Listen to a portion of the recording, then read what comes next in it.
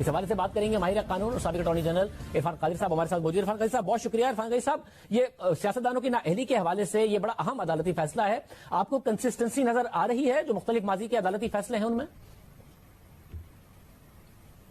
عدالتی فیصلوں میں تو پچھلے 10 سال سے پوائنٹ آؤٹ کر رہا ہوں کہ بہت ساری انکنسسٹنسیز ہیں، لیکن بہرکیف یہ جو موجودہ فیصلہ ہے یہ ان اے وے اچھا فیصلہ ہے، کیونکہ اس میں بڑے صاف طور پہ سپریم کورٹ نے یہ وضاحت کی ہے کہ جائیداد کو اگر آپ ظاہر نہ کریں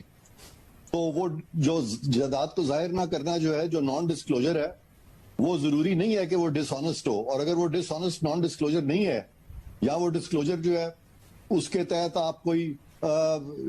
چیز چھپا کے کوئی ناجائز فائدہ حاصل نہیں کر رہے، تو پھر وہ نان ڈسکلوجر جو ہے اس کے بنیاد پر آپ کو بدعنوان یا ڈس آنسٹ نہیں کہا جائے گا، اور آپ آرٹیکل 62(1)(f) کے نیچے پھر ڈسکوالیفائڈ نہیں سمجھے جائیں گے بلکہ کوالیفائڈ سمجھے جائیں گے۔ پھر یہ میاں نواز شریف کا فیصلہ جو ہے اس میں وہ اقامے پہ بات آ گئی، اور اقامے کا نان ڈسکلوجر جو ہے وہ کوئی اتنی بڑی بات تو تھی نہیں، اقامہ اس میں کیا اتنی بڑی کوئی ڈس آنسٹی تھی، یعنی ایک بندے کا جو اثاثہ جاتا ہے ان کا حجم جو ہے وہ کہاں تو بلینز میں ہے اور کہاں چند لاکھوں کے اقامے پہ ان کو فار ایور انہوں نے ڈسکوالیفائی کیا ہے۔ تو وہ بھی کیس ایک ایسا کیس ہے جس کو کہ سپریم کورٹ کو اب اس فیصلے کے بعد ریوزٹ کرنا چاہیے۔